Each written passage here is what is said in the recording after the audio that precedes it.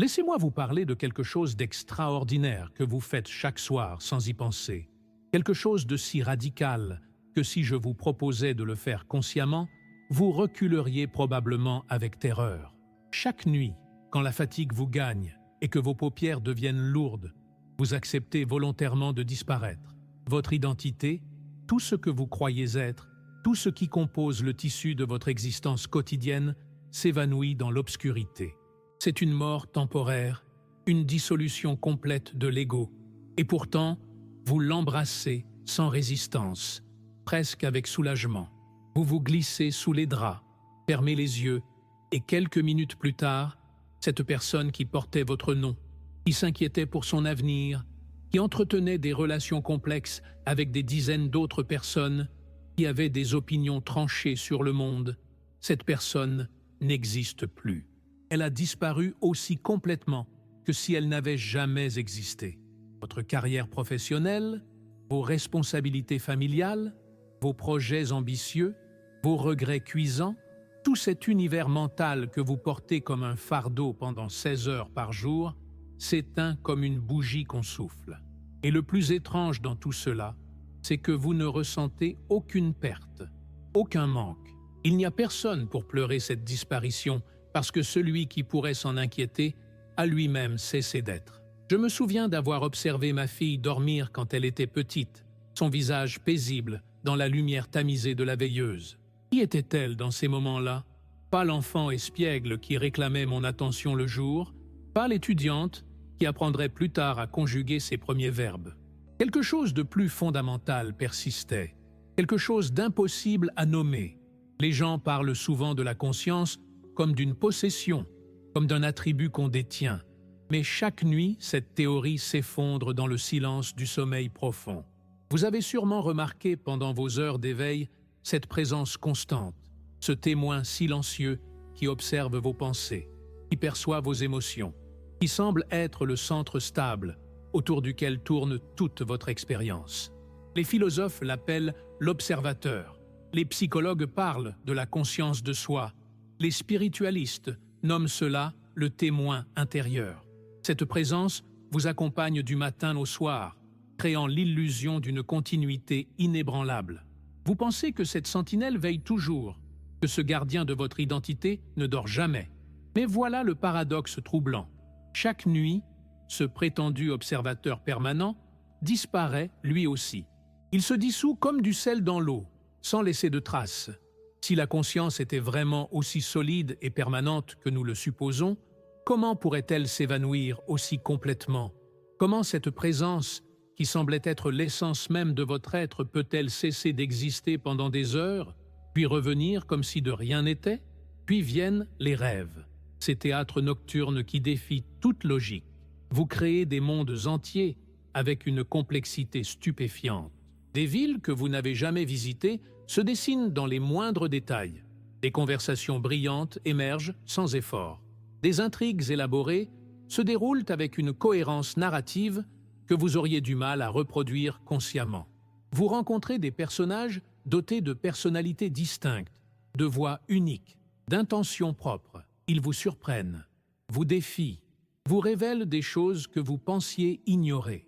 Un ami à moi, cinéaste de profession, m'a confié un jour que ses rêves produisaient des histoires plus inventives que tout ce qu'il arrivait à écrire pendant ses heures de travail conscient. Il se réveillait parfois émerveillé par la créativité débridée de son inconscient, frustré de ne pouvoir capturer cette spontanéité dans ses scénarios. Mais voici où le mystère s'approfondit. Qui donc crée ces univers oniriques? Le vous, qui prendrait normalement crédit pour de telles créations, est censé être absent, dissous dans le sommeil. Il n'y a personne aux commandes, personne qui décide consciemment d'introduire tel personnage ou tel rebondissement. Et pourtant, la création continue. Quelque chose d'immensément intelligent orchestre ce spectacle.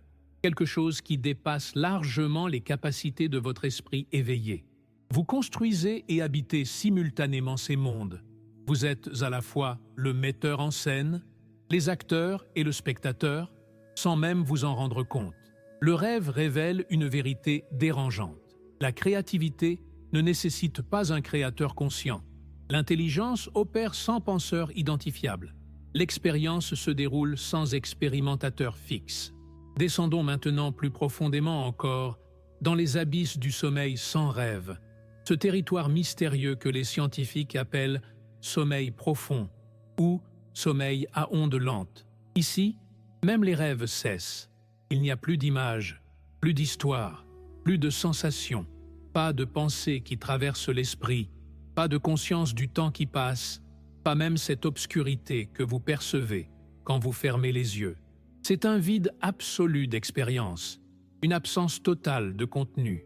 Si quelqu'un vous réveillait pendant cette phase, vous ne pourriez même pas dire que vous étiez dans le noir ou que rien ne se passait, car il n'y avait personne pour constater ce rien. C'est l'équivalent le plus proche de la non-existence que vous puissiez expérimenter sans mourir. Et pourtant, paradoxalement, vous vous réveillez reposé. Quelque chose de régénérateur s'est produit dans cette absence apparente. Les yogis et les mystiques depuis des millénaires affirment que ce sommeil profond n'est pas vraiment vide, qu'il représente au contraire la plénitude absolue, l'être pur sans forme ni contenu. Ce qu'ils appellent l'illumination, l'union avec l'absolu, la réalisation de la nature de Bouddha. Vous l'expérimentez naturellement chaque nuit lorsque votre conscience individuelle se dissout dans la conscience universelle. La différence entre un sage éveillé et une personne ordinaire ne réside pas dans l'accès à cette dimension, car tous y accèdent pendant le sommeil, mais dans la reconnaissance consciente de ce qui se passe.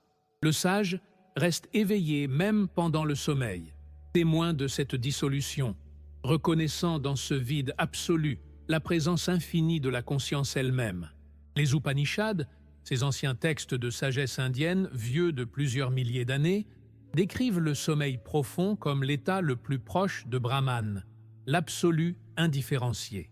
Ils parlent de 3 états de conscience, l'éveil, le rêve et le sommeil profond, mais pointent vers un 4e état, Turiya, qui est le témoin silencieux des 3 autres. Ce 4e état n'est pas un état que vous atteignez, c'est ce que vous êtes fondamentalement, la toile de fond sur laquelle se projettent tous les autres états. Chaque nuit, pendant quelques heures, vous retournez à cette source sans le savoir. Vous vous baignez dans cette présence pure avant de vous reconstituer au matin. Justement, parlons de ce moment miraculeux du réveil. Vos paupières s'ouvrent, peut-être au son d'un réveil, peut-être spontanément. Pendant une fraction de seconde, il y a juste une présence consciente, une conscience sans objet, sans identification. Puis, comme par magie, votre identité se reconstruit. Votre nom vous revient, votre âge, votre situation géographique. Les soucis d'hier reprennent leur place dans votre esprit. Vous vous souvenez que vous avez cette réunion importante aujourd'hui, que vous devez appeler votre mère, que le loyer est dû la semaine prochaine. En quelques secondes, toute la machinerie de votre personnalité se remet en marche et vous redevenez cette personne particulière avec son histoire unique, ses préférences spécifiques, ses objectifs personnels. Mais voici la question cruciale. Qui accomplit cette reconstruction? Vous ne vous réveillez pas en vous disant consciemment « Bon, je vais maintenant me rappeler qui je suis, rassembler mes souvenirs, réactiver ma personnalité ». Cela se produit automatiquement, orchestré par une intelligence qui vous précède. C'est la même intelligence qui fait battre votre cœur pendant que vous dormez, qui régule votre respiration, qui maintient vos fonctions vitales. Cette intelligence ne vous appartient pas. Elle est plus vaste que votre ego individuel. Elle vous construit chaque matin, elle vous déconstruit chaque soir, et pendant la journée, elle continue à opérer derrière le rideau de votre conscience personnelle, prenant soin de 1000 processus dont vous n'avez même pas connaissance. Permettez-moi maintenant de vous inviter à une pause. Si ce que je partage avec vous résonne quelque part en vous, si ces mots touchent une vérité que vous avez peut-être déjà pressentie dans le silence de vos nuits, je vous encourage à vous abonner à cette chaîne, non pas par automatisme ou par politesse numérique, mais parce que nous formons ici une communauté de chercheurs, d'explorateurs de conscience qui osent regarder au-delà des apparences. Et j'aimerais vous poser une question spécifique. Quelque chose que j'aimerais vraiment que vous preniez un moment pour considérer avant de répondre dans les commentaires. Quelle est la première pensée qui vous revient chaque matin au réveil? Pas la deuxième ou la troisième, mais vraiment la toute première pensée identifiable. Prenez quelques instants maintenant pour vous souvenir, puis partagez-le avec nous. Cette simple observation peut révéler beaucoup sur le fonctionnement de votre esprit et sur la manière dont votre identité se reconstruit chaque jour. Revenons maintenant à cette idée troublante.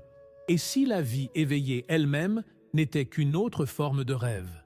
Pensez-y sérieusement. Pendant vos rêves nocturnes, tout semble réel, n'est-ce pas? Les émotions que vous ressentez sont authentiques. La peur est terrifiante. La joie est exaltante. Les environnements possèdent une logique interne cohérente. Ce n'est qu'au réveil que vous réalisez « Ah, ce n'était qu'un rêve ». Mais pendant le rêve lui-même, il n'y a aucun doute sur sa réalité. Vous êtes totalement convaincu que vous êtes cette personne particulière vivant ces événements spécifiques. Maintenant, transposez cette observation à votre état d'éveil actuel. Comment savez-vous avec certitude que ce que vous vivez en ce moment n'est pas simplement un rêve plus long, plus stable, plus cohérent? Peut-être que la conscience rêve qu'elle est un individu séparé, une entité distincte, naviguant dans un monde externe. Peut-être que cette sensation d'être une personne particulière, avec une biographie unique et un futur incertain, est elle-même une construction onirique, extraordinairement convaincante, mais finalement illusoire. Les sages bouddhistes parlent de Maya, l'illusion cosmique, non pas pour nier la réalité de votre expérience, mais pour pointer vers sa nature éphémère et construite. Ils suggèrent que nous rêvons tous ensemble un rêve collectif que nous appelons réalité, maintenu en place par des accords tacites sur ce qui existe et ce qui n'existe pas. Ce qui est fascinant, c'est que la même intelligence qui opère pendant votre sommeil, créant vos rêves, régénérant votre corps, continue à tout gérer pendant votre éveil. Vous pensez être aux commandes de votre vie, mais combien de vos actions sont vraiment délibérées? Votre cœur décide-t-il de battre? Votre estomac consulte-t-il votre ego avant de digérer? Votre système immunitaire demande-t-il votre permission pour combattre une infection? Des milliers de processus complexes se déroulent en polysensitive, vous, sans la moindre intervention de votre volonté consciente.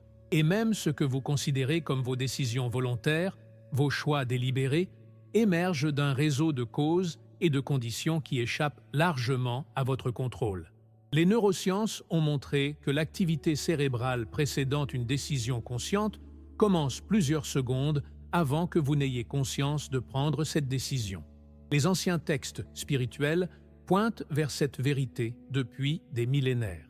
Les Upanishads déclarent « Tat Tvam Asi » « Tu es cela », non pas que tu possèdes cela, non pas que tu atteindras cela un jour, mais que tu es déjà cela, maintenant, toujours. La conscience n'est pas quelque chose que vous avez, c'est ce que vous êtes fondamentalement. Votre erreur n'est pas d'avoir perdu quelque chose ou de devoir gagner quelque chose, mais de ne pas reconnaître ce qui a toujours été présent. Les maîtres zen utilisent des koans, ces énigmes apparemment absurdes, pour court-circuiter l'esprit conceptuel et permettre cette reconnaissance directe.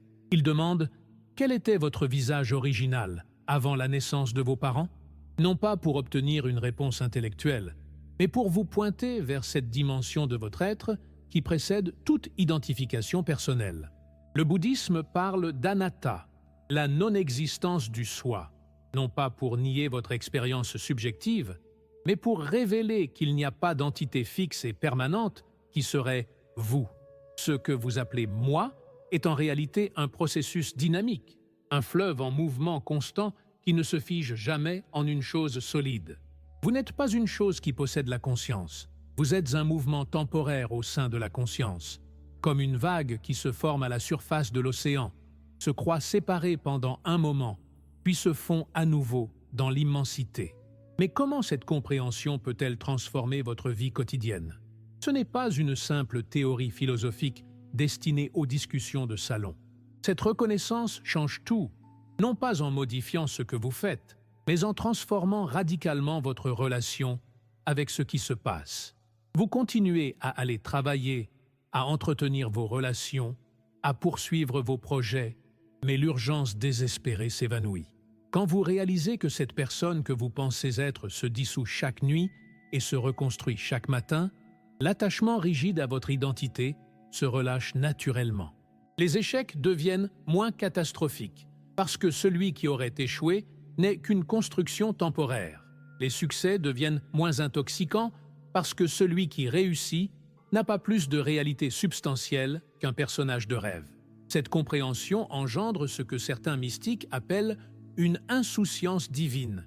Non pas l'irresponsabilité ou l'apathie, mais une légèreté fondamentale dans la manière dont vous tenez vos expériences. Vous participez pleinement à la danse de la vie sans vous agripper désespérément à chaque pas.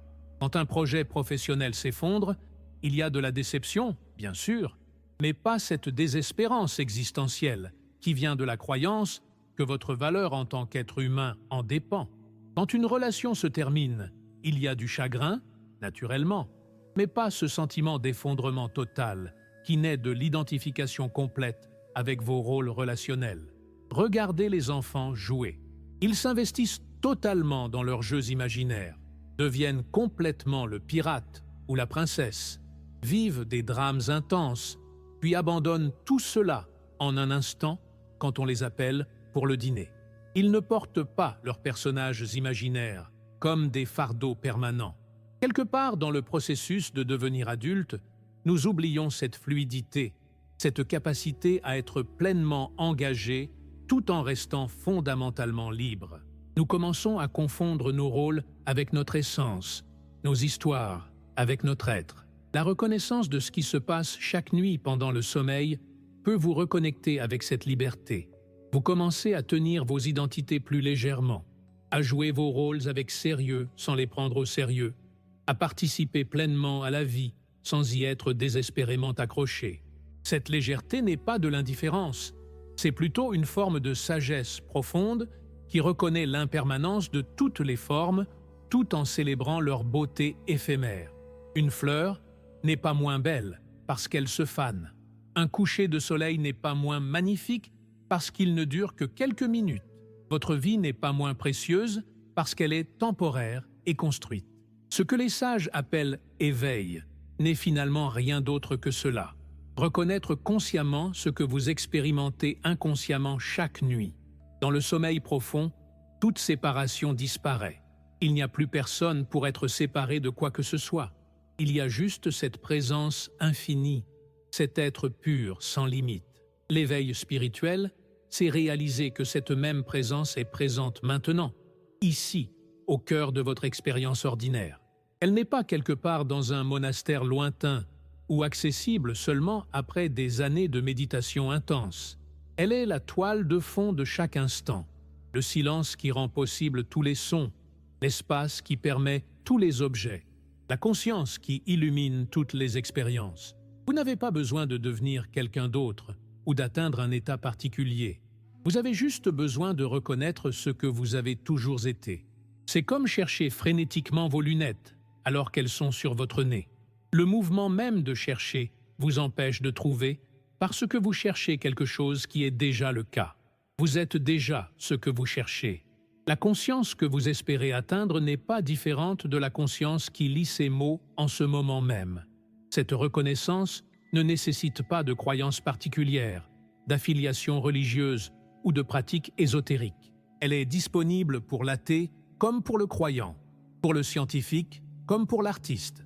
C'est une découverte empirique que vous pouvez faire directement dans votre propre expérience. Observez simplement ce qui se passe lorsque vous vous endormez ce soir. Restez conscient aussi longtemps que possible pendant que votre identité se dissout. Notez comment votre nom perd progressivement son importance, comment vos soucis s'évaporent, comment le monde extérieur s'estompe. Et demain matin, attrapez, si vous le pouvez, ce moment magique entre le sommeil et l'éveil complet. Cet instant où la conscience est présente, mais l'identité personnelle n'est pas encore complètement reformée.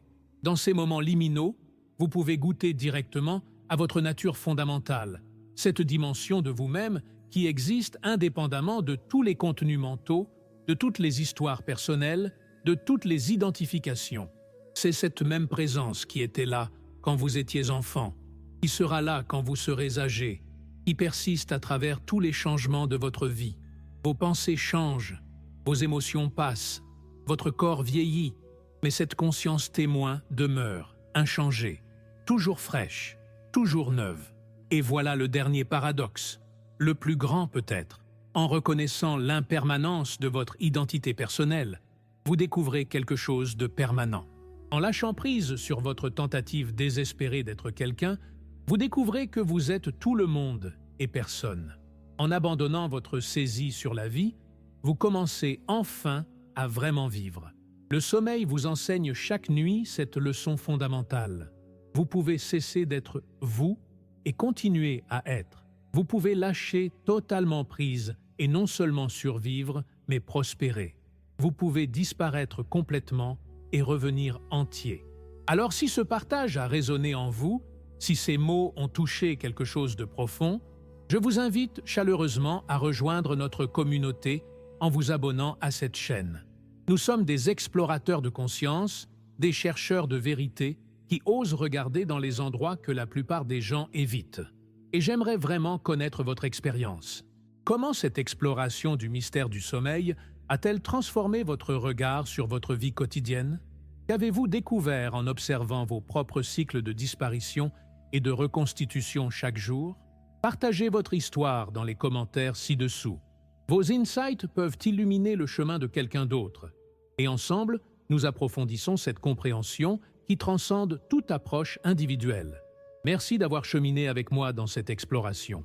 Que votre sommeil de ce soir soit conscient et votre réveil demain matin lumineux.